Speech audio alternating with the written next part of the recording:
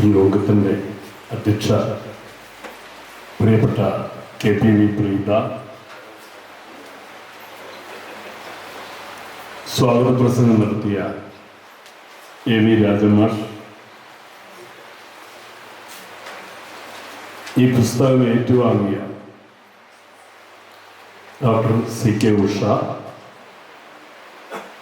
ഇതുപോലെ ഒരു ചടങ്ങിന്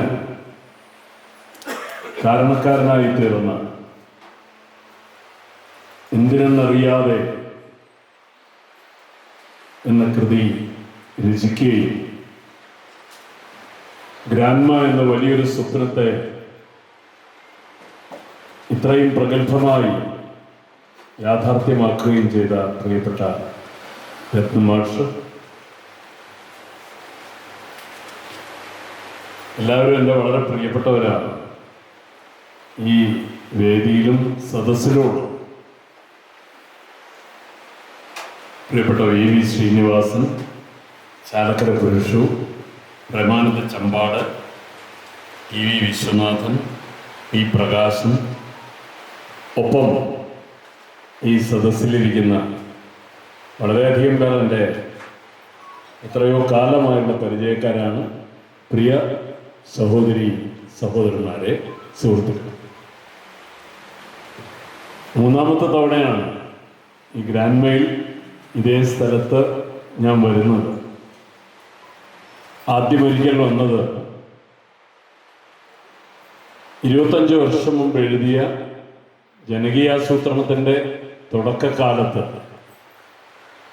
അധികാരം ജനതയ്ക്ക് അതുമാത്രം പരിഹാരം എന്ന് തുടങ്ങുന്ന ഒരു സംഗീതശില്പത്തിൻ്റെ ചിട്ടപ്പെടുത്തലിന് വേണ്ടി ഒരു ക്യാമ്പിനാണ്. പിന്നെ അതിൻ്റെ ഷൂട്ടിങ്ങിന് വേണ്ടി വന്നു. അതിനുശേഷം ഓൺലൈനിലാണ് ഒരു വെർച്വൽ പ്രകാശനമാണ്.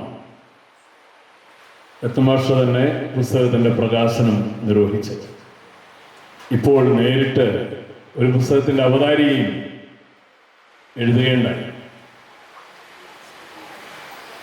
ഇപ്പോൾ എന്തിനെന്നറിയാതെ എന്ന പുസ്തകത്തിൻ്റെ ഈ പ്രകാശനം നിർവഹിക്കാനാണ് ഗ്രാൻമയിൽ എത്തിയത്.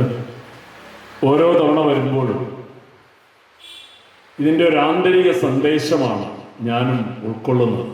ഒരിക്കൽ കൂടി വരാൻ ആഗ്രഹം തോന്നുന്ന ഒരു അന്തരീക്ഷം, ഇതാണ് ഏറ്റവും പ്രധാനം. മനുഷ്യർ ഒരു കന്മഷവുമില്ലാതെ പരസ്പരം ഇടപെടുന്ന ഒരിടമായി, ജനാധിപത്യത്തിൻ്റെ ഏറ്റവും പ്രധാനപ്പെട്ട ഒരു തുറസ്സായി ഒരിടം, ഒരു സദസ്സ് മാറുക എന്ന അപൂർവതയിലേക്കാണ് ഓരോ തവണയും ഞാനും വരുന്നത്. അതുകൊണ്ട്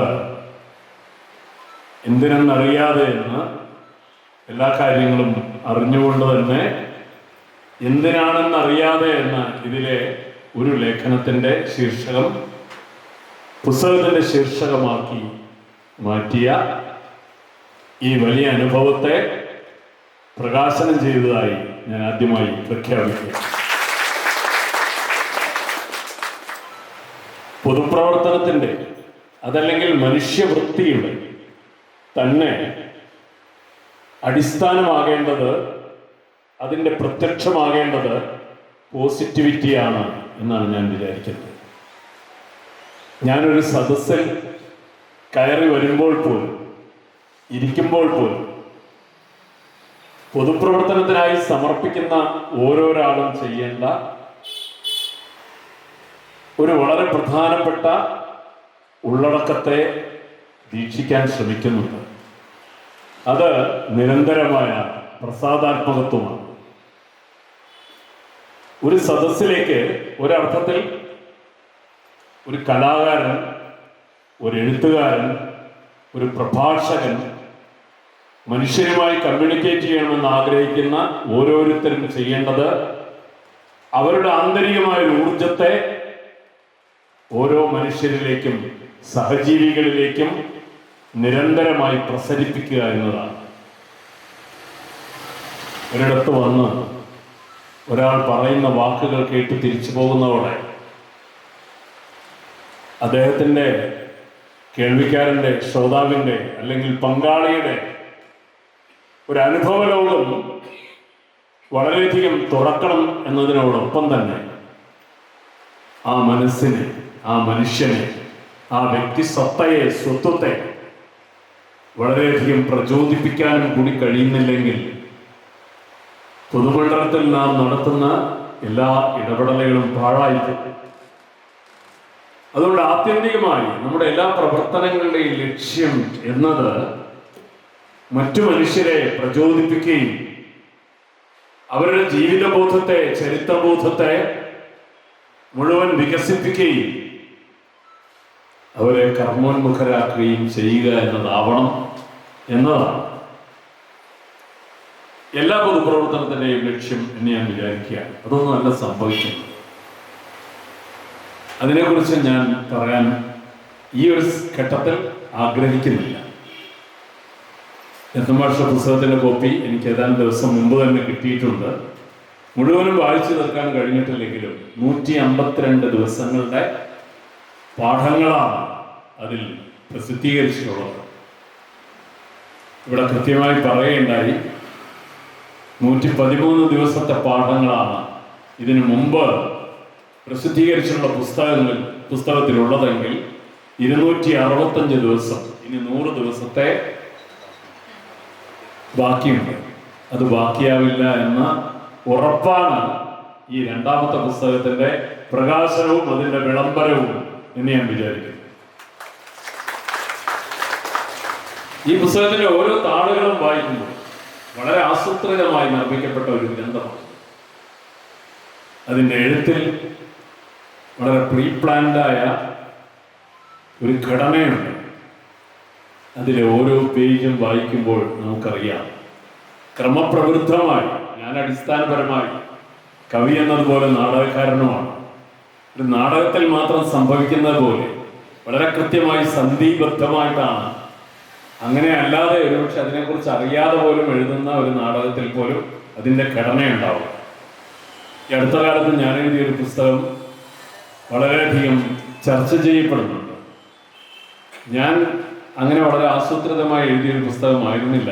പക്ഷേ പിന്നീട് ഞാൻ തന്നെ അത് വായിച്ചു നോക്കുമ്പോൾ എനിക്ക് ബോധ്യമായി, വളരെ കൃത്യമായി നാടകത്തിൽ എന്നതുപോലെ ഓരോ അധ്യായത്തിൻ്റെയും അവസാനം ഒരു ട്വിസ്റ്റോടെ, വികാരങ്ങളുടെ ഒരു സ്ഫോടനത്തോടെ അടുത്ത അധ്യായത്തിലേക്ക് കടക്കുന്ന ഒരു ഘടന അതിനുണ്ട്. നാടകത്തിൽ സാധാരണ എക്സ്പോസിഷൻ എന്നൊരു സന്ധിയിലാണ് തുടങ്ങുക.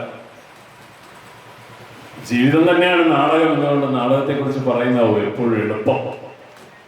എക്സ്പോസിഷൻ എന്നത് ഉദീരണം എന്നാണ്. അതിനേക്കാളും നല്ലത് എക്സ്പോസിഷൻ ആണെന്ന് തോന്നുന്നു. ആ ഒരു സംസ്കൃത പദത്തെക്കാളും നല്ലത്. പിന്നെ വ്യാമിശ്രണമാണ്, കോംപ്ലിക്കേഷൻ. അപ്പൊ അതുകൊണ്ട് ഈ എക്സ്പോസ് ചെയ്യുക എന്ന് പറയുന്നത് ജീവിതത്തിന്റെ ഒരു ഘട്ടത്തെ, കഥാപാത്രങ്ങളുടെ ഒരു ആന്തരിക നിലയെ, അവയുടെ ഒരു ചരിത്ര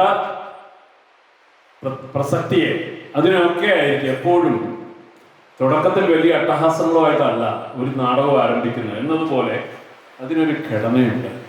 അതിനാൽ ഈ ഘടന വളരെ ശകലീകൃതമായ ഒരു ഘടനയിലൂടെ മാത്രമേ ഇതുപോലൊരു പുസ്തകത്തിന് സഞ്ചരിക്കാൻ പറ്റുള്ളൂ. പക്ഷെ അതിൽ പോലും ക്രമപ്രവൃത്തമായി എങ്ങനെയാണ് പോസിറ്റിവിറ്റിയെ വളർത്തിക്കൊണ്ടുവരുന്നത് എന്നതാണ്. ഓരോ പേജ് വായിക്കുന്തോറും പുതിയ ഒരു മനുഷ്യനായി തീരാനുള്ള ഓരോ പടികൾ നിങ്ങൾ കയറുകയാണ് എന്നതാണ് ഇതിൻ്റെ ആദ്യത്തെ വായനാനുഭവത്തിലൂടെ എനിക്ക് തോന്നുന്നത്. വളരെ നന്നായി പുസ്തകത്തെ വിശകലനം ചെയ്യാനാവുന്ന ടി കെ അനിൽകുമാറാണ് നമ്മുടെ ഏറ്റവും പ്രിയപ്പെട്ട എഴുത്തുകാരനാണ് ഇതിൻ്റെ പുസ്തക പരിചയം നടത്തുന്നത് എന്നുകൊണ്ട് അനിയന്ത്രിതമായ ഒരു അതിക്രമിച്ച് കടക്കൽ ആ ഭാഗത്തേക്ക് നടത്താൻ ഞാൻ ആഗ്രഹിക്കുന്നില്ല. അത് വളരെ ഭംഗിയായി അനി നിർവഹിക്കും എന്നാണ് ഞാൻ കരുതുന്നത്. അപ്പം നമ്മൾ പോലും അറിയാതെ എഴുത്തിൻ്റെ ഏറ്റവും സഹജമായ പ്രത്യേകതകളിൽ ഒന്ന്, വളരെ ആസൂത്രിതമായാണ് എഴുത്ത് എന്ന് തോന്നിപ്പിക്കും വിധം അത് മാറിക്കൊണ്ടേയിരിക്കും എന്ന് വരുമ്പോൾ 152 ദിവസത്തെ പാഠങ്ങൾ മനഃശാസ്ത്ര പാഠങ്ങളാണ് എന്ന നാട്യമില്ലാതെ നമുക്കെല്ലാവർക്കും അറിയുന്ന ജീവിതത്തെ സംബന്ധിക്കുന്ന വളരെ പ്രധാനപ്പെട്ട നിരീക്ഷണങ്ങൾ എല്ലാ കൃതികളുടെയും, അത് ഏതിനെക്കുറിച്ചായാലും, ഞാൻ പറയുന്നത് ഫിക്ഷൻ ആവട്ടെ, ചരിത്രമാവട്ടെ, ശാസ്ത്രമാവട്ടെ നമ്മുടെ ജീവിതബോധത്തെ വലിയൊരളവിൽ വികസിപ്പിക്കുക എന്നതായിരിക്കണം അതിൻ്റെ ആത്യന്തികമായ ലക്ഷ്യവും ഫലവും എന്ന് ഞാൻ വിചാരിക്കുകയാണ്. അത് വളരെ ഭംഗിയായി നിർവഹിക്കപ്പെടുകയാണ് എന്തിനെന്നറിയാതെ എന്ന ഈ പുസ്തകത്തിൽ. എന്തിനാണെന്നറിയാതെ എന്ന ഒരു അധ്യായം അതിൻ്റെ ഹൃദയമാണ് എന്ന് ഞാൻ വിചാരിക്കുകയാണ്. മനുഷ്യരിലെ അന്ധവിശ്വാസങ്ങളെ കുറിച്ച് പറയുന്ന ഒരിടത്താണ് എന്തിനാണെന്നറിയാതെ എന്ന ഒരു അധ്യായം, അതിനെക്കുറിച്ച് പറയുന്ന ഒരു അധ്യായമാണത്. വളരെ കൃത്യമായ ഒരു ആവിഷ്കാരമായതുകൊണ്ട് നിങ്ങൾക്ക് വായിക്കുമ്പോൾ അത് ബോധ്യമാവും. ഞാൻ മനഃശാസ്ത്രമാണ് വിഷയം. മനഃശാസ്ത്രം എന്ന് പറയുന്നത് നമ്മുടെ ജീവിതം തന്നെയാണ്. നിങ്ങളും ഞാനും നോർമലാണോ എന്ന ഡോക്ടർ എൻ പ്രഭാകരൻ്റെ ഒരു പഴയ പുസ്തകം മനഃശാസ്ത്രത്തിൻ്റെ, നിങ്ങൾ ആരെങ്കിലും ഓർമ്മിക്കുന്നുണ്ടോ അത് വായിച്ചത്?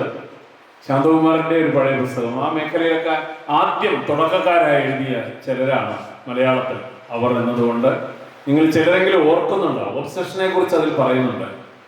നമ്മളെല്ലാവരും വീട് പൂട്ടി പോവുകയാണ്. പക്ഷെ വീട് പൂട്ടിക്കഴിഞ്ഞാലും പിന്നെയും ഒന്ന് പൂട്ട് വലിച്ചു നോക്കും. കുറച്ച് കഴിഞ്ഞാൽ അങ്ങോട്ട് പോയി തിരിച്ചു വന്ന് ഒന്നും കൂടി നോക്കും. ജനലിൻ്റെ കൊളുത്തൊക്കെ ഇട്ടാലും ഒന്നും കൂടി ആ കൊളുത്ത് തട്ടി നോക്കും, ഇല്ലെങ്കിൽ ഒന്നും കൂടി ഇട്ട് നോക്കും.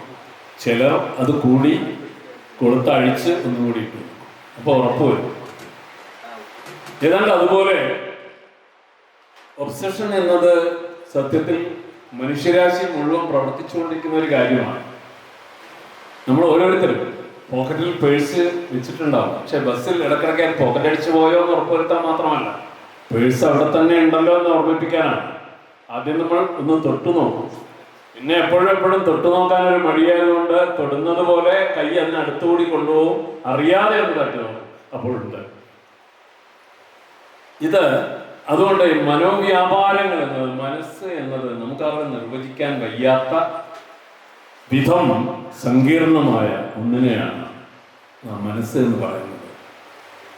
അതുകൊണ്ട് തീർച്ചയായും നമ്മുടെ ചിന്തകളെ, നമ്മുടെ ബോധങ്ങളെ ബലിഷ്ഠമാക്കുക എന്നൊരു വലിയ ദൗത്യം ഇത്തരം പ്രവർത്തനങ്ങൾക്കൊക്കെ ഉണ്ട്. ഇത് മനഃശാസ്ത്ര പ്രവർത്തനം എന്നതിനപ്പുറത്തേക്ക് ഇത് ഏറ്റവും വലിയ ഒരു ജീവിതബോധത്തിന്റെ നിർമ്മിതിയാണ്. ഇതിന്റെ അടിസ്ഥാനം എന്താണ് എന്നാണ് ഞാൻ പരിശോധിച്ചത്. മിക്കവാറും ഈ രചനകൾ വളരെ നിശബ്ദമായി എ വി രത്നകുമാർ എന്ന എഴുത്തുകാരൻ്റെ, മനഃശാസ്ത്ര വിദഗ്ധന്റെ ഉന്നതമായ രാഷ്ട്രീയ ബോധത്തെയാണ് പ്രകടിപ്പിക്കുന്നത് എന്നാണ് എൻ്റെ നിരീക്ഷണം. ഏത് വിഷയങ്ങളെ കുറിച്ച് എഴുതുമ്പോഴും അതിൻ്റെ പുരോഗാമിത്വം എന്നത് ഒരിക്കലും മനുഷ്യനെ മറ്റെല്ലാത്തിൽ നിന്നും അടർത്തി മാറ്റി, മനസ്സിനെ എല്ലാ ജീവിത വ്യാപാരങ്ങളിൽ നിന്നും അടർത്തി മാറ്റി, അതിൻ്റെ ഭൗതികമായ ബന്ധങ്ങളിൽ നിന്നും ബന്ധനങ്ങളിൽ നിന്നും അടർത്തി മാറ്റി സമീപിക്കുന്ന ആശയവാദപരമായ ഒരൊറ്റ അടയാളവും ഈ കൃതിയിൽ ഞാൻ വായിച്ചിടത്തോളം ഇല്ല എന്നതാണ് ഏറ്റവും പ്രധാനപ്പെട്ട കാര്യം. അതുകൊണ്ട് ഉയർന്ന രാഷ്ട്രീയ ബോധത്താലും അതുവഴി നിർമ്മിക്കപ്പെട്ട ജീവിത ബോധത്താലും ആണ് ഈ കൃതി രചിക്കപ്പെട്ടത്. അതിൻ്റെ നിദർശനമാണ് ഈ വീടും ഈ വീടുകളും ഈ തിയേറ്ററും ഈ സദസ്സും ഇവിടെ നടക്കുന്ന പരിപാടികളും എല്ലാം എന്ന് ഞാൻ കരുതുകയാണ്. അത് പെട്ടെന്നിങ്ങനെ സംഭവിക്കുന്നതല്ല. നാം എത്രത്തോളം ആപൽഘട്ടങ്ങളിൽ നാം കയ്യെത്തിപ്പിടിക്കുന്ന ഒരു രക്തസാക്ഷി സ്മരണയാണ് ചരിത്രബോധം എന്ന് വാട്ടർ ബെഞ്ചമിൻ ഒരിക്കൽ പറയുന്നുണ്ട്. ഞാൻ എൻ്റെ ഒരു നാടകത്തിൽ അബൂബക്കറിന്റെ ഉമ്മ പറയുന്നു എന്നൊരു നാടകത്തിന്റെ തുടക്കത്തിലും അവസാനത്തിലും ആദ്യം അതെല്ലാവരും കൂടെ ഒന്നിച്ച് 30 പേർ ഞാനടക്കം ചേർന്ന് അഭിനയിച്ചുകൊണ്ടിരുന്ന ഒരു ഘട്ടത്തിൽ പോലും ആ വലിയ കോട്ട് ഇങ്ങനെ എഴുതി കടന്നു പോകുന്നുണ്ട്. ആളുടെ മനസ്സിൽ ഇങ്ങനെ നിൽക്കട്ടെ എന്ന് കരുതിയിട്ട് എഴുതി കടന്നു പോകുന്നുണ്ട്. എങ്ങനെയാണ് നാം അതിജീവിക്കുന്നത്? എപ്പോഴും ചരിത്രം നമുക്ക് പലർക്കും അറിയാവുന്നതുപോലെ ലംബമാനമായും തിരശ്ചീനമായും വിനിമയത്തിന്റെ, കമ്മ്യൂണിക്കേഷന്റെ ഈ 2 മാർഗങ്ങളും മനുഷ്യരിൽ ഇങ്ങനെ പ്രവർത്തിച്ചുകൊണ്ടിരിക്കുന്നുണ്ട്. ചില നാടുകളിൽ പിറന്നു വീഴുന്ന മനുഷ്യർ തന്നെ വൃദ്ധരായി തീരാൻ ഇടയുണ്ട്. ഞാനിത് വൃദ്ധൻ എന്ന് പറഞ്ഞാൽ ഞാൻ വയസ്സ് വെച്ചല്ല ഞാൻ പറയുന്നത്, ഒരാശയം എന്ന നിലക്കാണ്.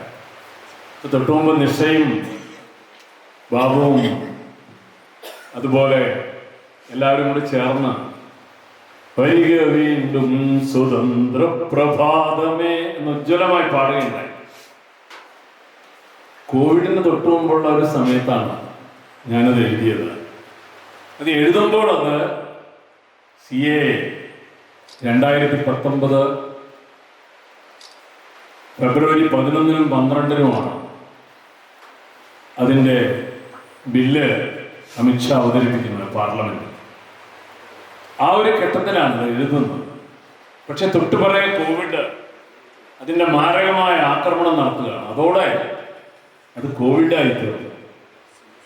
കലാമണ്ഡല ഐശ്വര്യ എന്ന മോഹിനിയാട്ടത്തിൽ റിസർച്ച് ചെയ്യുന്ന കുട്ടി അത് അവതരിപ്പിക്കേണ്ടായി. അവരത് കോവിഡുമായി ബന്ധിപ്പിച്ചിട്ടാണ് അവതരിപ്പിച്ചത്. വരിക വീണ്ടും സ്വതന്ത്രപ്രഭാതം. തോൽക്കയില്ല തോൽക്കുവാനോ മനസ്സില്ല എന്ന് തുടങ്ങുന്ന നിറയെ ചുവന്ന പൂക്കൾ എന്ന പ്രസിദ്ധമായി തീർന്ന പാട്ട് നൃത്തമായിട്ട് അവതരിപ്പിച്ച അതേ ഐശ്വര്യയാണ് ഇത് പിന്നീട് അങ്ങനെ. പക്ഷേ എനിക്ക് തോന്നുന്നത് അനുഭവങ്ങളാണ് ഓരോ കലാസൃഷ്ടിയെയും മാറ്റിക്കൊണ്ടിരിക്കുന്നത്, ഓരോ വാക്കിനെയും പുതുക്കി പണിതുകൊണ്ടിരിക്കുന്നത്. നമുക്ക് എല്ലാവർക്കും അറിവുള്ളതുപോലെ 2002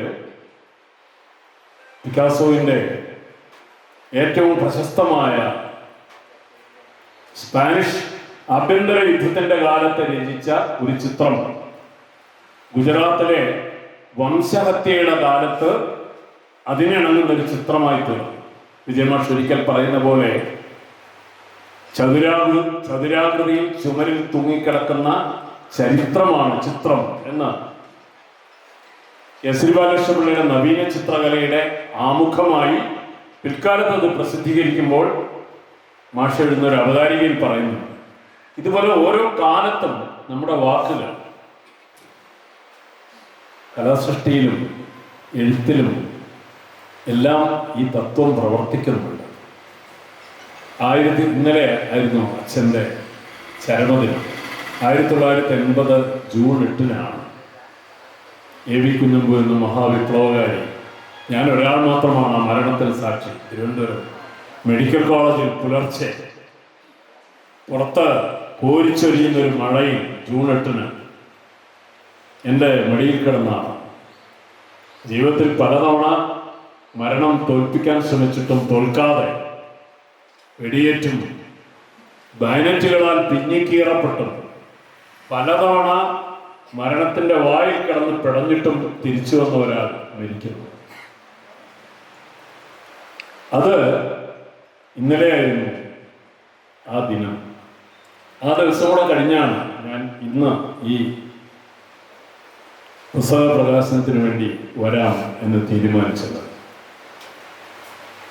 അദ്ദേഹം നേതൃത്വം നൽകിയ കേരളത്തിലെ ആദ്യത്തെ ലക്ഷണമുക്ത യുവജന പ്രസ്ഥാനത്തിന്റെ പേര് അഭിനവ ഭാരത യുവക് സംഘം എന്നാണ്. ഇതൊക്കെ യാദൃച്ഛികതകളാണ് സത്യത്തിൽ വ്യക്തികളെ രൂപപ്പെടുത്തുന്നത്, മനസ്സുകളെ വീണ്ടും പുനർനിർമ്മിക്കുന്ന എന്ന് പറയാൻ കൂടിയാണ് ഞാൻ ഇക്കാര്യം പറയുന്നത്. കരിവള്ളൂരിൽ ജനിച്ചു വളർന്ന ഒരാൾ, കരിവള്ളൂരിലല്ല കുട്ടമത്ത്, തോട്ടം രാമൻ നായർ, അച്ഛൻ വീട്ടിൽ ഉച്ചിരമ്മ എന്ന രണ്ടുപേരുടെ മകനായി ഒരൊറ്റ കുട്ടിയാണ് ജനിച്ചു വീഴുന്ന ഒരാൾ. 1 വയസ്സുള്ളപ്പോൾ അച്ഛൻ രാമൻ നായരെ ഒരു കൊലക്കേസിൽ ബ്രിട്ടീഷ് പോലീസ് അറസ്റ്റ് ചെയ്യുകയാണ്. എന്നിട്ട് അത് മംഗലാപുരത്തേക്ക് ചെന്ന് അദ്ദേഹത്തിൻ്റെ കൂടെ താമസിച്ച് അദ്ദേഹം ചെയ്യുന്ന ജോലി തന്നെ ചെയ്ത് ഒരു രഹസ്യ പോലീസുകാരൻ നാളുകൾക്ക് ശേഷം അദ്ദേഹത്തെ അറസ്റ്റ് ചെയ്തിട്ട് കൊണ്ടുപോയി ആൻഡമാനിലേക്ക് നാടുകടത്തും. അച്ഛനെ എനിക്ക് 72 വയസ്സ് വരെയുള്ള പ്രത്യക്ഷമായ സ്പർശാനുഭവമുണ്ട്. സാധാരണ എല്ലാവർക്കും അച്ഛന്മാരെയും അച്ചാച്ചന്മാരെയും കൂടി അറിയാമായിരിക്കും. പക്ഷെ അങ്ങനെ ഒരാളെ ഞാൻ എൻ്റെ ജീവിതത്തിൽ കണ്ടിട്ടില്ല. അദ്ദേഹം അച്ഛൻ 1 വയസ്സുള്ളപ്പോൾ ആൻഡമാനിലേക്ക് നാട് കടത്തപ്പെട്ട ആളാണ്. ബ്രിട്ടൻ അന്ന് ഇന്ത്യക്കാരായ മുഴുവൻ ആളെയും താഴക്കാട്ട് മനയിലെ ജന്മിയുടെ ഒന്നാം കാര്യസ്ഥനെയാണ് കൊലപ്പെടുത്തിയത് എന്നതിൻ്റെ പേരിലാണ് ആ നാടുകടത്തൽ ഉണ്ടാവുന്നത്. ഒരു സംഘർഷത്തിൽ മരിക്കുകയാണ്. പക്ഷേ അദ്ദേഹം പോയിട്ട് അനാഥനായി തീർന്ന ഈ മനുഷ്യൻ, ഈ കുട്ടി 6-ാമത്തെ വയസ്സിൽ അമ്മ കൂടി നഷ്ടപ്പെടുന്നതോടെ ഭൂമിയിൽ ഒരാളും ഇല്ലാത്ത ഒരാളായിത്തീരുക, പൂർണ്ണമായും അനാഥനായി തീർന്ന ഒരാൾ. പക്ഷെ 6 വയസ്സുള്ള ഒരു കുട്ടിയായിട്ടും അന്നത്തെ ഒരു കണക്ക് വെച്ച് കുട്ടികളുടെ ശിശുമരണ നിരക്കിൻ്റെ ഒക്കെ ഒരു നില അറിഞ്ഞ് നോക്കിയാണെങ്കിൽ എല്ലാവരും മരിച്ചു പോകിലും മരിക്കാതെ ജീവിച്ചു എന്ന് മാത്രമല്ല, 1932 കാടകം വനസത്യാഗ്രഹം 22-ാം വയസ്സിലാണ് അത് നയിക്കുന്നത്. അതിൽ അറസ്റ്റിലായി മംഗലാപുരം ജയിലിൽ കിടന്നിട്ട് അതിനുശേഷം കണ്ണൂർ സെൻട്രൽ ജയിലിൽ കിടക്കുമ്പോൾ ഊട്ടി ബാങ്ക് കവർച്ച കേസിൽ ശിക്ഷിക്കപ്പെട്ട ഭഗത് സിംഗിന്റെ ഉത്തമനായ അനുയായി ബച്ചിലാലുമായി സംവാദം നടത്തുകയാണ്. ജയിലിൽ നിന്ന് ഹിന്ദി പഠിച്ച് ബച്ചിലാലുമായുള്ള സംവാദത്തിലൂടെ കോൽച്ചങ്ങലയിലിട്ട് തടവിലിട്ട ഒരാൾക്കും അടുത്ത് ചെല്ലാൻ പറ്റാത്ത ഒരു പ്രതിയായിട്ടാണ് ബച്ചിലാലുള്ളത്. പക്ഷെ സമീപിച്ച് അദ്ദേഹവുമായി നടത്തുന്ന സംവാദത്തിലൂടെയാണ് ഗാന്ധിയുടെ തണുപ്പൻ സമരമുറകൾക്കെതിരെ വിപ്ലവകാരികളുടെ മറ്റൊരു സമര രീതിയുണ്ട് എന്ന് തിരിച്ചറിയുന്നത്. ആ തിരിച്ചറിയലിലൂടെ ബച്ചിലാലിന്റെ നിർദ്ദേശാനുസരണം ജയിൽവാസം കഴിഞ്ഞുടനെ വടക്കേ ഇന്ത്യ യാത്ര നടത്തി അവിടെ നിന്ന് മുഴുവനുമുള്ള വിപ്ലവകാരികളെ കണ്ടുമുട്ടി തിരിച്ചെത്തി 1934 ഏപ്രിൽ 13 കേരളത്തിൽ ആദ്യമായ ലക്ഷണമൊത്ത യുവജന പ്രസ്ഥാനം സംഘടിപ്പിക്കുകയാണ്. അഭിനവ് ഭാരത യുവക് സംഘം എന്ന പേര്. അതിൽ 25 വയസ്സിന് മുകളിലുള്ള യുവാക്കളെ അംഗങ്ങളാക്കി ചേർക്കുന്നുണ്ടായിരുന്നില്ല. അതിൻ്റെ ഏറ്റവും പ്രധാനപ്പെട്ട സംഘാടകരിൽ ഒരാളാണ് സുബ്രഹ്മണ്യൻ തിരുമുമ്പ് എന്ന് നമുക്ക് ഏവർക്കും പ്രിയപ്പെട്ട കവി. എന്നെ ഈ സംഘടനയിൽ ചേർക്കണമെന്ന് അദ്ദേഹം അപേക്ഷ എഴുതി കൊടുക്കുകയാണ് അതിൻ്റെ പ്രസിഡന്റായ എ വി കുഞ്ഞമ്പുവിൻ. ഞാൻ പറഞ്ഞു, തീരുമാനത്തിലും നയത്തിലും ഒരു വിട്ടുവീഴ്ചയില്ല, താങ്കൾക്ക് വയസ്സ് 30 അടുത്തിരിക്കുന്നു, അതുകൊണ്ട് ഒരു കാരണവശാൽ ഞങ്ങളതിൽ വെള്ളം ചേർക്കാൻ തയ്യാറില്ല എന്ന് തീരുമാനിക്കാം. ഇപ്പോൾ പറഞ്ഞു, അങ്ങനെയാണെങ്കിൽ സമ്മേളനം തുടങ്ങിയല്ലേ, ബെട്ടിവാലയാണ് ഉദ്ഘാടനം ചെയ്യേണ്ടത്, SS ബെട്ടിവാല. ഈ ഉദ്ഘാടനത്തിന് തൊട്ട് മുമ്പായി ഒരു കവിത ചൊല്ലാൻ എനിക്ക് അവസരം തരണം. ആ കവിത അന്ന് രാത്രി അദ്ദേഹം നിറഞ്ഞ വീർപ്പുമുട്ടലോടെ എഴുതി തീർക്കുകയാണ്. സുബ്രഹ്മണ്യൻ തിരുമുമ്പിൻ്റെ ഏറ്റവും മികച്ച കവിത എൻ്റെ യുവത്വം എന്ന കവിതയാണ്. കരിവള്ളൂരിൽ വെച്ചാണ് ആദ്യമായി ആ കവിത ചൊല്ലുന്നത്. തലേ രാത്രിയിൽ അദ്ദേഹത്തിൻ്റെ അനിയൻ ഹരീശ്വരൻ തിരുമുമ്പിൻ്റെ വീട്ടിലിരുന്ന് എഴുതിയ ആ കവിതയിൽ തുടങ്ങുന്നത് തന്നെ, തല നരയ്ക്കുവതല്ലെൻ്റെ വൃദ്ധത്വം, തല നരക്കാത്തതല്ലൻ യുവത്വവും, കൊടിയ ദുഷ്പ്രഭുത്വത്തിൻ തിരുമുമ്പിൽ തല കുനിക്കാത്ത ശീലമൻ യൗവനം എന്നാണ് തുടങ്ങുന്നത്.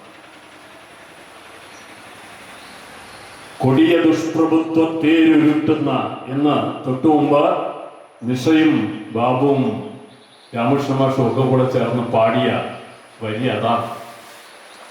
ചരിത്രം എങ്ങനെയാണ് മനുഷ്യരിൽ പ്രവർത്തിക്കുന്നത്.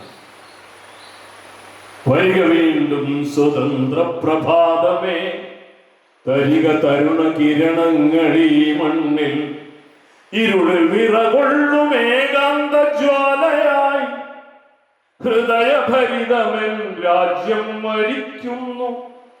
ഇരുളിൽ വിറകൊള്ളും ഏകാന്ത ജ്വാല എന്നത് ചെറുതും ഏകാന്തവുമായ ഒരു ജ്വാല പോലെ എൻ്റെ രാജ്യം മരിച്ചുകൊണ്ടിരുന്നപ്പോൾ എന്നത് എൻ്റെ ജീവിതത്തിലെ ഏറ്റവും വലിയ സർവലൗകിക സ്വാധീനമായ ബെർത്തോൾഡ് ബ്രെക്റ്റിന്റെ വരിയാണ്. ഇതിനെ പകർത്തുകയല്ല ചെയ്യുന്നത്, ഇതിനെ ആന്തരികവൽക്കരിക്കുകയാണ് ചെയ്യുന്നത്. ഇങ്ങനെയാണ് മനുഷ്യൻ എന്നത് ഏതെങ്കിലും ഒരു വീട്ടിൽ ഏതെങ്കിലും ഒരു നിമിഷം പറന്നു വീഴുന്ന ഒരാളല്ല. അദ്ദേഹം ചരിത്രത്തിലേക്ക് പറന്നു വീഴുന്ന ഒരാളാണ് ആവണം.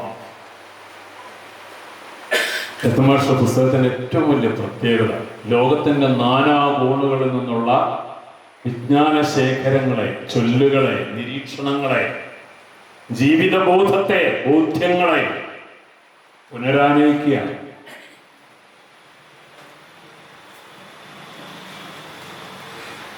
മലരൊളി വിരളും മധുചന്ദ്രികയിൽ മഴവിൽ കൊടിയുടെ മുനമുക്കി എന്ന് എഴുതിയ കവി ആരാണെന്ന് ചോദിക്കണ്ട. ഇങ്ങനെ വാക്കുകൾ കിലുങ്ങുമ്പോൾ ചങ്ങമ്പുഴയാണ് എന്ന് നമുക്ക് ഉടനെ കിട്ടും.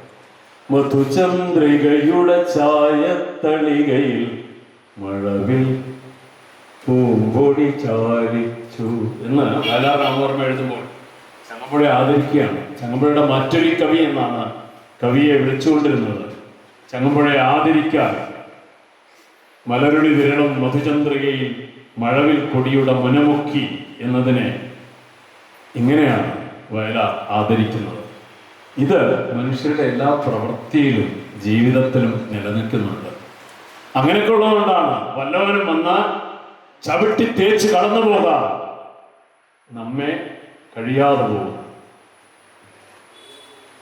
ഇതിനെ ഉണർത്തുക സത്യത്തിൽ ആന്തരികമായ ഒരുതരം ഉണർത്തലിൻ്റെ ഏറ്റവും വലിയ ചെറു ജലപ്രവാഹങ്ങളാണ് ഇതിലെ ഓരോ പാഠങ്ങളും എന്നാണ് എനിക്ക്. ഒന്നും നിങ്ങളില്ലാത്തത്, എല്ലാം നിങ്ങളിലുള്ളത്. പക്ഷേ അത് തൊട്ട് കാണിക്കുന്നു. ഓരോ ചെറു വസ്തുവിലും വിരൽ തൊട്ടങ്ങ് ചോദിക്കുമെന്ന് ഇവരെല്ലാവരും ഇങ്ങനെ ചൂണ്ടിക്കൊണ്ട് പാടി നടന്നത് വിക്കേസിനെ പുലരാൾ അതിന് ഈണം നൽകി ഒരു കാലഘട്ടത്തിന്റെ ചൂണ്ടുവിരലാക്കി കവിതയെ മാറ്റുന്നത്. ഇതാണ് സത്യത്തിൽ കലാകാരന്മാരും എഴുത്തുകാരും ഒക്കെ ചെയ്തുകൊണ്ടിരിക്കുന്നത്. ചാലക്കുടി പുരുഷൻ എന്നോട് ഒരു 30 വർഷം മുമ്പ് ഞാൻ നടത്തിയ ഒരു പ്രസംഗത്തിൽ ഒരു ഭാഗത്തെക്കുറിച്ചാണ് ഇന്ന് എന്നോട് സംസാരിച്ചത്. പക്ഷെ അത് ഞാൻ അതിനുശേഷം അധികം പറയാറുണ്ടായിരുന്നില്ല. പക്ഷേ ഇക്കഴിഞ്ഞ ഡിസംബർ 27-ന് തിരുവനന്തപുരത്തെ സൂര്യയിലെ ഗണേശം എന്ന ബ്ലാക്ക് ബോക്സ് തിയേറ്ററിനകത്ത് സുഗതം എന്ന ഒരു പരിപാടിയിൽ ഒരു പ്രഭാഷണത്തിൽ സുഗതകുമാരിയെ കുറിച്ചുള്ള ഒരു പ്രഭാഷണമായിരുന്നു.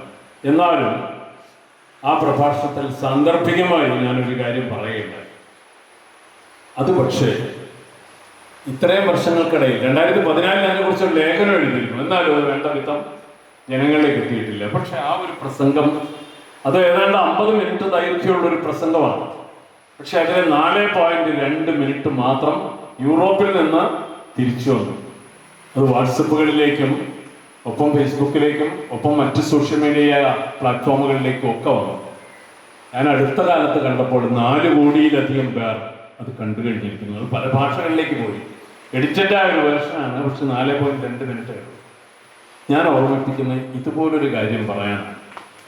ഈ പുസ്തകത്തിലെ എല്ലാ പേജുകളും നിർവഹിക്കുന്ന അതുപോലൊരു ദൗത്യമാണ് എന്നെനിക്ക് തോന്നുന്നതോടുകൂടിയാണ് 1893 ബാസൽ ഇവാഞ്ചലിക്കൽ മിഷൻ, തലശ്ശേരിക്കാരോട് അതിനെക്കുറിച്ച് പറയേണ്ട കാര്യമില്ല. ഇവിടെയാണ് അതിൻ്റെ എല്ലാ വേരുകളും കിടക്കുന്നത്. BMP സ്കൂൾ എന്നത് ബാസൽ ഇവാഞ്ചലിക്കൽ മിഷൻ പാഴ്സി സ്കൂളാണ്. മറ്റെല്ലായിടത്തും BM സ്കൂളാണ്, ഇവിടെ BMP സ്കൂളാണ്. പാഴ്സികൾ 1500 രൂപ ആ കെട്ടിടം ഉണ്ടാക്കുന്നതിന് വേണ്ടി കൊടുത്തിട്ടുണ്ട്. ബാസൽ ഇവാഞ്ചലിക്കൽ മിഷനാണ് ഒരർത്ഥത്തിൽ ജാതി വിവേചനത്തിന്റെ ഭാഗമായി അടിസ്ഥാന ജനവർഗങ്ങൾക്ക് വിദ്യാഭ്യാസം നിഷേധിക്കപ്പെട്ട ഒരു സ്ഥലത്ത്, പ്രത്യേകിച്ചും മലബാറിൽ ഏറ്റവും അധികം വിദ്യാഭ്യാസ സ്ഥാപനങ്ങൾ മിഷണറി പ്രവർത്തനത്തിന്റെ ഭാഗമായി കൊണ്ടുവരികയും അതിലൂടെ ഒരു ജനതയെ മോചിപ്പിക്കുന്നതിൽ നിർണായകമായി പങ്കുവഹിക്കുകയും ചെയ്തു. എഡ്വേർഡ് ബ്രണ്ണനും സാക്ഷാൽ ഗുണ്ടർട്ടും അടക്കം ഒരു വലിയ ധാര ആ വലിയ പ്രവർത്തനത്തിന്റെ ഭാഗമാണ്.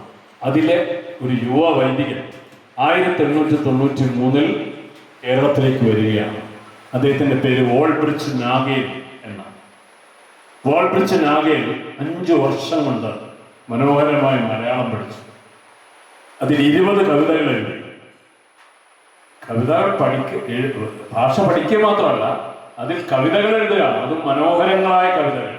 സംഗീതജ്ഞൻ കൂടിയായ അദ്ദേഹം പാശ്ചാത്യ സംഗീതത്തിന്റെ അടിസ്ഥാനമായ ഹാർമണിയിൽ അധിഷ്ഠിതമായ ഈണം നൽകി നൊട്ടേഷനുകളോടെ അതിനെ സംരക്ഷിച്ചു. 20 എൻ്റെ കയ്യിലുണ്ട്.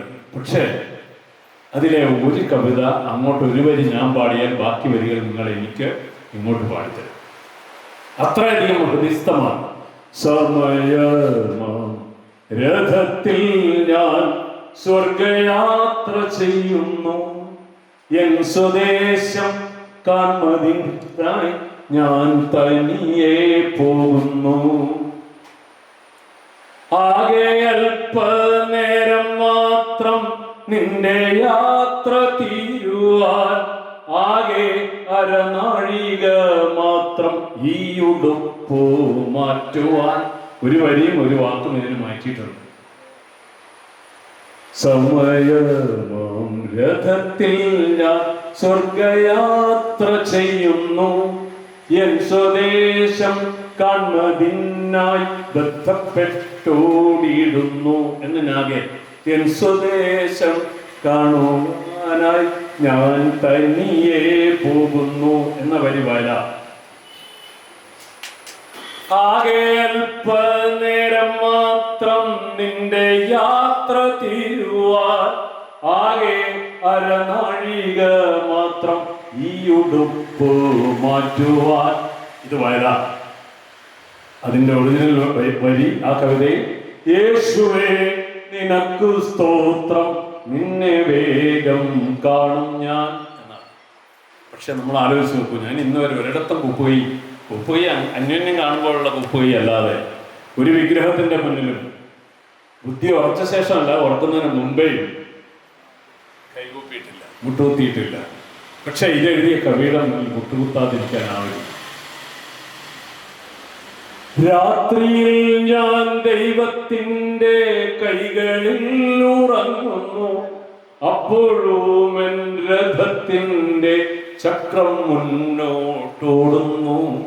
രാവിലെ ഞാൻ ദൈവത്തിൻ്റെ കൈകളിൽ ഉണരുന്നു, അപ്പോഴും എൻ രഥത്തിൻ്റെ ചക്രം മുന്നോട്ടോടുന്നു എന്ന് എഴുതുന്നത് ദൈവത്തെക്കുറിച്ചാണ് പറയുന്നതെങ്കിലും 1898 കൃത്യം 5 വർഷം അദ്ദേഹം വന്നതിന് ശേഷം, ഇവിടെ ആയതിനു ശേഷം കുന്നംകുളത്തിന് തൊട്ടിപ്പുറത്തുള്ള വളയംകുളത്ത് നിന്ന് ബ്രദറൻ എന്ന വേറെ ഒരു സഭ അദ്ദേഹം സ്ഥാപിച്ചിട്ടുണ്ട്. അതിൻ്റെ ആസ്ഥാനത്ത് നിന്ന് കണ്ണൂരിലേക്ക് ഒരു കാളവണ്ടിയിൽ അദ്ദേഹം യാത്ര ചെയ്യുമ്പോൾ അതിൽ തൂങ്ങിക്കിടന്ന ഒരു റാന്തലിൻ്റെ വെട്ടത്തിൽ ഇരുന്നിട്ട് ഒരു നോട്ട് ബുക്കിൽ പെൻസിൽ കൊണ്ട്, നമുക്ക് പണ്ട് എല്ലാത്തിനും പെൻസിലാണ്, പെൻസിൽ കൊണ്ട് എഴുതിയ കവിതയാണിത്.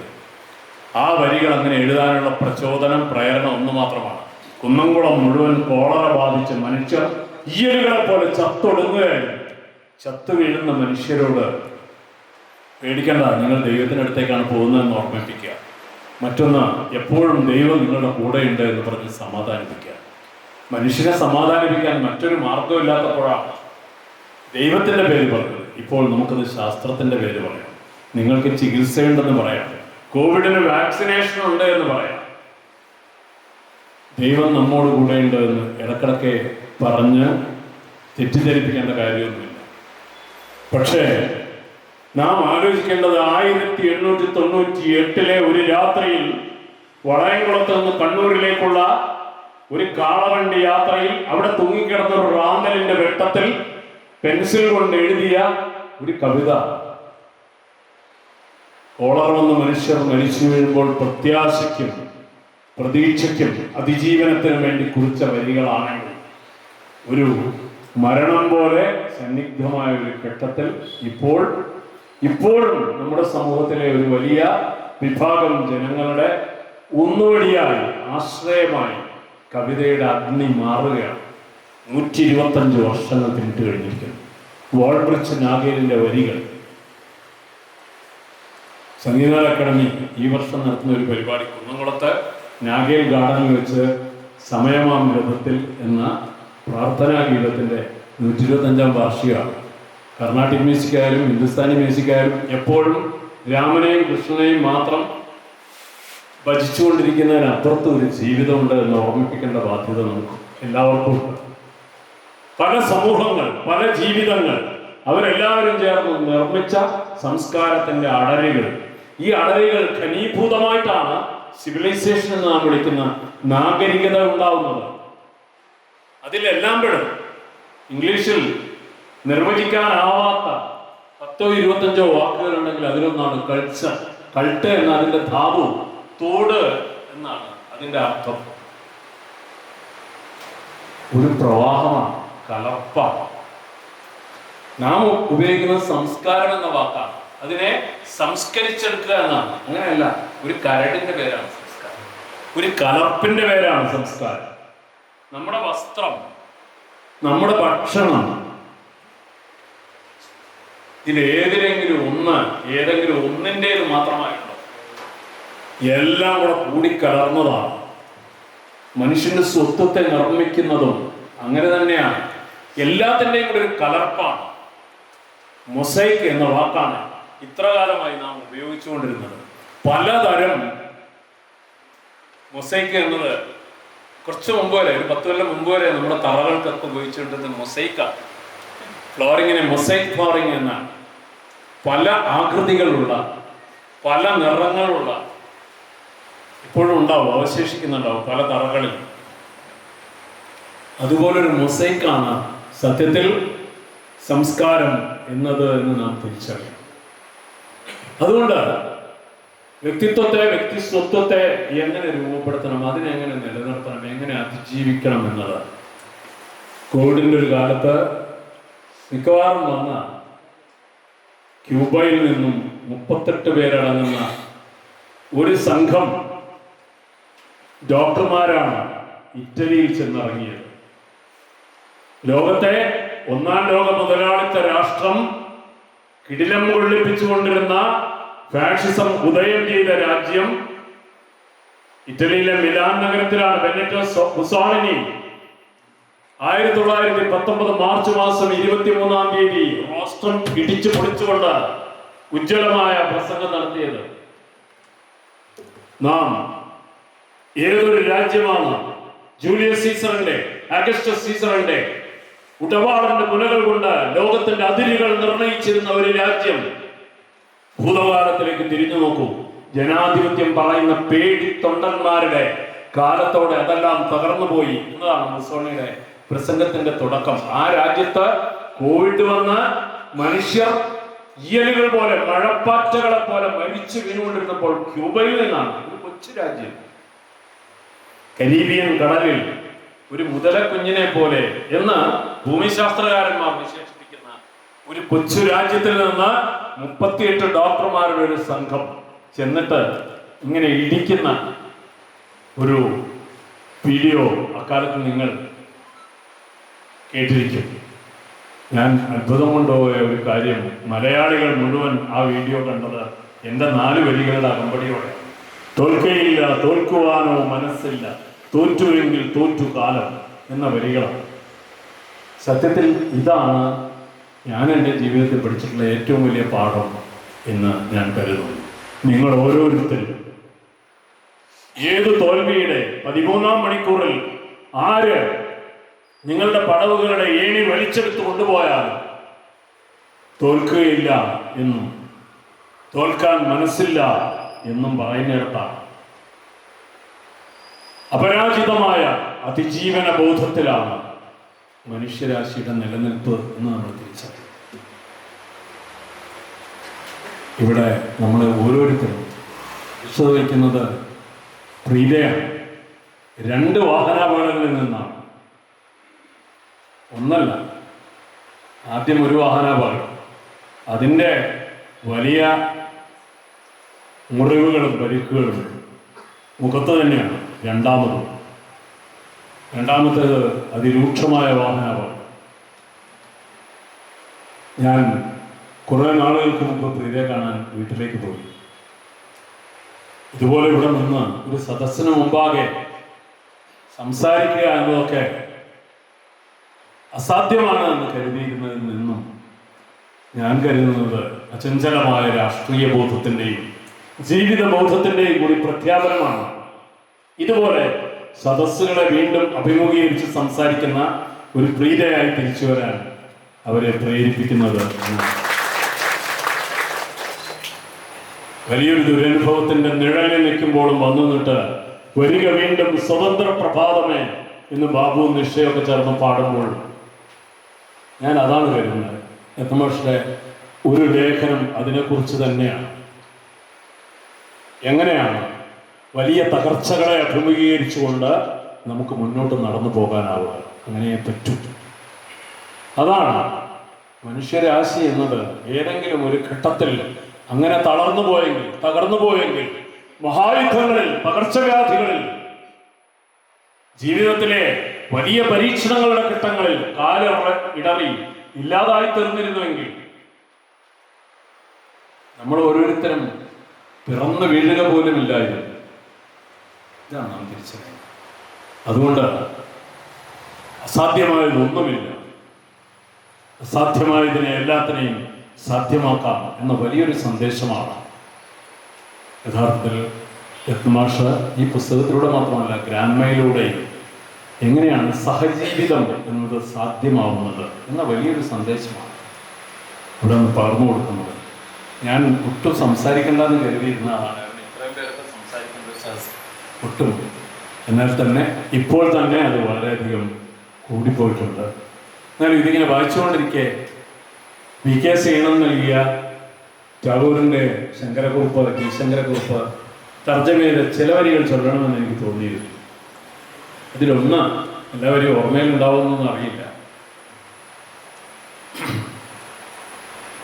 ഭജനം പൂജനം ആരാധനയും സാധനയും ഹേ നിർത്തുക സാധു നിജദേവാലയമൂലൈ എന്തിനിരിക്കുന്നു നിരുദ്ധകവാടം. ഭജനം പൂജനം ആരാധനയും പ്രാർത്ഥനയും ഹേ നിർത്തുക സാധോ നിഭൃതമിരുട്ടിൽ നീനമേരുന്നും നീ ധ്യാനിക്കും ദൈവതമവിടെ നിലകൊള്ളീല നിമീലിത നേത്രമിതൊന്നു തുറക്കൂ നന്നായി നോക്കൂ. നീ ചെന്ന് പ്രാർത്ഥിക്കുന്ന ഒരിടത്തും ദൈവമൊന്നും ഇരിക്കുന്നില്ല. കരിനീല മുഴുമ കർഷകരെയും വർഷം മുഴുവൻ വഴി നന്നാക്കാൻ പെരിയ കരിങ്കൽ പാറ ഉടച്ച് ഇരിക്കും പണിയാളരെയും നാം കാണേണ്ടത് എവിടെയാണ് ദൈവം എന്നത് അന്വേഷിച്ച് ചെല്ലേണ്ടത്. വർഷം മുഴുവൻ ഈ പെരിയ കരിങ്കൽ പാറകൾ ഉടച്ചുടച്ച് പാത നിർമ്മിക്കുന്നവരെയാണ്. ഈ കരിനില മുഴുവൻ കർഷകരെയാണ്. അവരുടെ വിയർപ്പനെയാണ്. ഈ ശുഭ്രവസ്ത്രം നീ മാറ്റിവെക്കുകയും നീ നോക്കുകയും ചെയ്യുക. ദൈവത്തെ അന്വേഷിച്ചുള്ള നിന്റെ യാത്ര അതോടെ പൂർണ്ണമാകും എന്ന് ടാഗോർ പറയുന്നു. ഇതുപോലൊരു കൃതിക്ക് രത്നമാഷ് നടത്തിക്കൊണ്ടിരിക്കുന്ന ഈ പ്രവർത്തനങ്ങൾക്കൊക്കെ നാം എപ്പോഴും ജീവിതത്തെ തിരിഞ്ഞു നോക്കുമ്പോൾ ചില അപൂർണതകളെ അന്വേഷിക്കുകയാണ്. BBC നായർ വലിയ കുറേ മനുഷ്യരെ കുറിച്ച് എഴുതിയിട്ടുള്ള ഒരു പരമ്പരയ്ക്ക് മലയാള നാട്ടിലാണ് പണ്ട് ഓർമ്മയുണ്ടാവും ആ തലമുറയിൽ വായിച്ചത്. പൂർണ്ണത തേടുന്ന അപൂർണ ബിന്ദുക്കൾ എന്നാണ്. ജീവിതത്തിലെ വിന്നേഴ്സ് എന്നറിയപ്പെടുന്ന വലിയ എഴുത്തുകാരെ കുറിച്ചും പ്രതിഭകളെ കുറിച്ചുമുള്ള എഴുത്താണ്. അതുപോലെ എപ്പോഴും നമ്മുടെ യാത്രകൾ പൂർണ്ണതയ്ക്ക് അന്വേഷിച്ചുള്ളൊരു യാത്ര കൂടിയാണ്.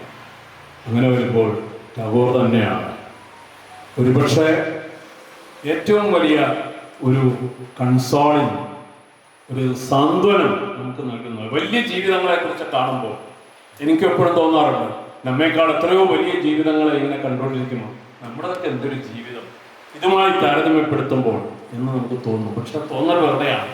നമ്മൾ ഓരോരുത്തരുടെയും ചെറിയ ജീവിതമാണെങ്കിൽ ആ ചെറിയ ജീവിതകാലം ഒന്ന് പിന്തിരിഞ്ഞ് നോക്കിയാൽ നമുക്ക് ബോധ്യമാവും അതത്ര ചെറിയതായിരുന്നില്ല, വലിയ ജീവിതമാണ് എന്ന് നമുക്ക് തോന്നും. ഓരോരുത്തരും തിരിഞ്ഞു നോക്കുക. അവർക്ക് വേണ്ടി മാത്രമല്ലാതെ ജീവിച്ചിട്ടുണ്ടെങ്കിൽ അത് വലിയ ജീവിതമാണ് എന്ന് നമുക്ക് ബോധ്യമാവും. ഇതാണ് ഏറ്റവും വലിയ സന്ദേശം എന്ന് എനിക്ക് തോന്നുന്നു. ഈ കൃതിയുടെ ഈ പുസ്തകം ഇന്നിവിടെ പ്രകാശനം ചെയ്യുകയാണ്. ഈ പ്രകാശനം ചെയ്ത പുസ്തകത്തിൻ്റെ ഓരോ കോപ്പി വീതം ഇവിടെ വന്നവർ മുഴുവൻ വാങ്ങിക്കണം. നിങ്ങൾ ആർക്ക് ഒരു സമ്മാനം കൊടുക്കുന്നുണ്ടെങ്കിലും ഈ പുസ്തകത്തിൻ്റെ ഒരു കോപ്പി ആയിരിക്കും. ഈ പുസ്തകം വാങ്ങാൻ അങ്ങോട്ട് പണം കൊടുക്കുകയല്ല, നിങ്ങൾക്ക് സത്യത്തിൽ ഒരു ടോണിക്കിൽ എത്തിക്കുക. ഞാൻ അങ്ങനെയാണ് കരുതുന്നത്. ഇതൊരു മരുന്നാണ്. ഈ പുസ്തകം വാങ്ങിക്കുക, സേവിക്കുക എന്നതാവട്ടെ പുസ്തക പ്രകാശനത്തിൻ്റെ ഏറ്റവും പ്രധാന ദൗത്യം. എനിക്ക് ഏറ്റവും വലിയൊരു സന്ദർഭം കൂടെ ഉണ്ട്. ഉഷ ടീച്ചർ എൻ്റെ അയൽക്കാരിയാണ്. ഞങ്ങളുടെ കരിവള്ളൂരിൻ്റെ തൊട്ടടുത്ത സ്ഥലത്താണ് 20 വർഷമായി അവർ ജീവിച്ചതും വളർന്നതും ഒക്കെ. ഇന്നാണ് ഇങ്ങനെ തൊട്ടടുത്തുനിന്ന് പരിചയപ്പെടുന്നതെങ്കിലും വളരെ സന്തോഷമുണ്ട്. ആ സ്ഥലം ഇപ്പോൾ കോത്തായി മുക്ക് എന്നാണ്. കോത്തായി എന്നതൊരു കള്ളൻ്റെ പേര്. നമ്മുടെ വലിയ മാന്യന്മാരുടെ പേര് മാത്രമല്ല, മാന്യന്മാരായ കള്ളന്മാരുമുണ്ട്. അതിലൊരാളാണ് കായംകുളം കൊച്ചിനയുടെ പേര് നമ്മളെപ്പോഴും ഓർക്കുന്നുണ്ട്. അങ്ങനെ ഒരു സ്ഥലമാണ് വെള്ളൂർ മുക്ക് എന്നൊക്കെയാണ് നമ്മൾ ഇടയ്ക്ക് വിളിച്ചത്, കണ്ടോത്ത പേര് തിരിച്ചു വന്നു. ചരിത്രം അങ്ങനെ എല്ലാത്തിനെയും ചവിട്ടിത്തേക്കില്ല, തിരിച്ചു വരും. ചില ഓർമ്മകൾ അവിടെ നിൽക്കണം. മനുഷ്യരുടെ എല്ലാത്തരം ഓർമ്മകളെയും നിലനിർത്താൻ അത് നമ്മളെ നിർബന്ധിക്കും. എനിക്ക് വലിയ സന്തോഷമുണ്ട്. അതുപോലെ ഒരാളുടെ കയ്യിലേക്ക് ചരിത്രം പഠിപ്പിക്കുന്ന സാമൂഹിക പ്രവർത്തനത്തിൻ്റെ മുൻപന്തിയിലുള്ള ഒരാളുടെ കൈകളിലേക്ക് ഏൽപ്പിക്കുന്നു, ഒരു അയൽക്കാരിയുടെ കൈകളിലേക്ക്. സന്തോഷം. പിന്നെ ഒറ്റ കവിത, എൻ്റെ കവിത ഇന്ന് ചൊല്ലുന്നില്ല, കാരണം ടാഗോറിൻ്റെ തന്നെ ഗീതാഞ്ജലിയിലെ 147ാമത്തെ ഗീതകം കൂടി ചൊല്ലിക്കൊണ്ട് എൻ്റെ ഈ ഉദ്ഘാടന പ്രസംഗത്തിനുള്ള സമർപ്പണം അതാണ്. പൂർണ്ണമായില്ലെങ്കിലും ഈ ജീവിതത്തിൻ്റെ പൂജയെല്ലാം വ്യർത്ഥമായില്ലെന്നറിവൂ ഞാൻ, എന്നറിവൂ ഞാൻ. പൂർണ്ണമായില്ലെങ്കിലുമീ ജീവിതത്തിൻ്റെ പൂജയെല്ലാം വ്യർത്ഥമായില്ലെന്നറിവൂ ഞാൻ, എന്നറിവൂ ഞാൻ. പൂവിരിയും മുമ്പു തന്നെ പൂഴിയിൽ വീണാകിലും പുഴകൾ മരുവിൽ പുക്കൊഴുക്കുവറ്റി മാഞ്ഞാലും. പൂവിരിയും മുമ്പു തന്നെ പൂഴിയിൽ വീണാകിലും പുഴകൾ മരുവിൽ പുക്കൊഴുക്കുവറ്റി മാഞ്ഞാലും അവ മുഴുവൻ നഷ്ടമായില്ലെന്നറിവൂ ഞാൻ, അവ മുഴുവൻ നഷ്ടമായില്ലെന്നറിവൂ ഞാൻ, എന്നറിവൂ ഞാൻ. ജീവിതത്തിൻ പിന്നിലിട്ട് പോന്നതൊന്നും ഒന്നുമേ വിഫലമായി പോയില്ലെന്നറിവൂ ഞാൻ, എന്നറിവൂ ഞാൻ. ജീവിതത്തിൻ പിന്നിലിട്ട് പോന്നതൊന്നും ഒന്നുമേ വിഫലമായി പോയില്ലെന്നറിവൂ ഞാൻ, എന്നറിവൂ ഞാൻ. നിൻ വിപഞ്ചി തന്ത്രികളിൽ മീട്ടുകയാണെപ്പോഴും എന്നനാഹതമാം അനാഗത കാലസംഗീതം.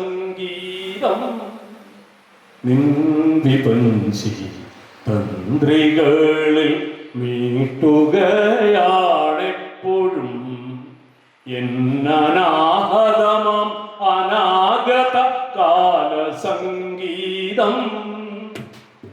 ഒന്നും നഷ്ടമായില്ലെന്നറിവൂ ഞാൻ, എന്നറിവു ഞാൻ ജീവിതത്തിൻ പിന്നിലിട്ട് പോന്നതൊന്നും ഒന്നുമേ വിഫലമായി പോയില്ലെന്നറിവു ഞാൻ എന്നറിവു ഞാൻ പൂർണ്ണമായില്ലെങ്കിലുമി ജീവിതത്തിൻ്റെ ആ പൂജയെല്ലാം വ്യർത്ഥമായില്ല എന്നറിവു ഞാൻ എന്നറിവു ഞാൻ. ഉദ്ഘാടനം ചെയ്യുന്നു. പുസ്തകം പ്രകാശനം ചെയ്യാൻ ഒരിക്കൽ കൂടി അറിയിക്കുന്നു. നന്ദി, നമസ്കാരം.